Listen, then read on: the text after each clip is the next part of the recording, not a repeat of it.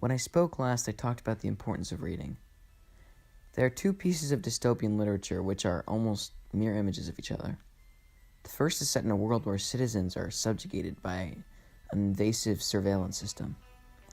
Anyone who is caught expressing an intimation of sedition is imprisoned and killed. Historical records, newspapers, and books are constantly rewritten. Everyone worships the fictional dictator, Big Brother. The second is a society which is consumed by meaningless distractions: movies, drugs, pornography, sports, and casual sex. What Orwell feared is that those in power would ban books.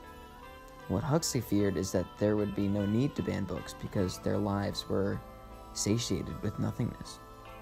His fear was that too much information fosters passivity and egoism. In 1984, people are controlled by inflicting pain. In A Brave New World, people are controlled by inflicting pleasure.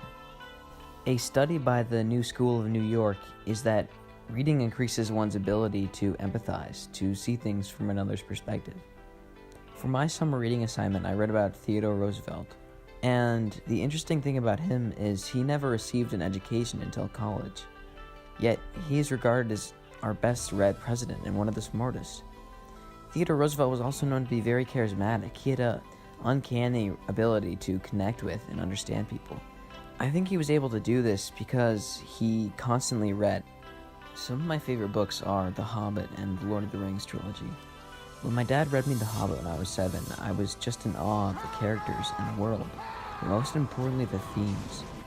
In these novels, the main protagonists are hobbits. Tolkien created hobbits as a humorous play on English country folk. I believe the overarching theme of Tolkien's Legendarium is an ordinary person who seems outmatched by many of the other characters is able to perform the most heroic acts simply by being ordinary. In our day, it seems that our society, perhaps not intentionally, is falling into what Huxley feared the most.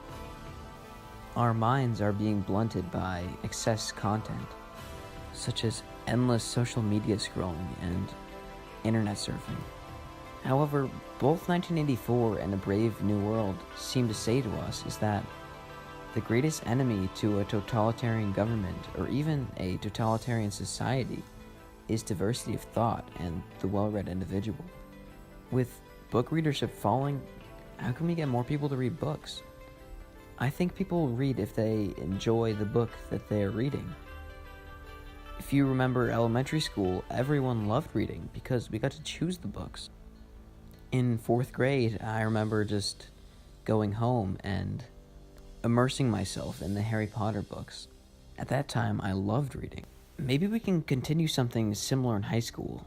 Let us pick the books, or at least change the curriculum by adding more new books, more interesting, relevant books, instead of the old and sometimes hard to read novels and plays we have now.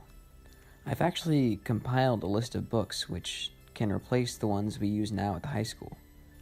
In conclusion, this is a difficult problem to solve because the only solution is to get people to choose to read over using social media or watching television, which by its nature is just created to be as addictive as possible. In the end, I can only hope to change your mindset to put down your phone at night and to read instead.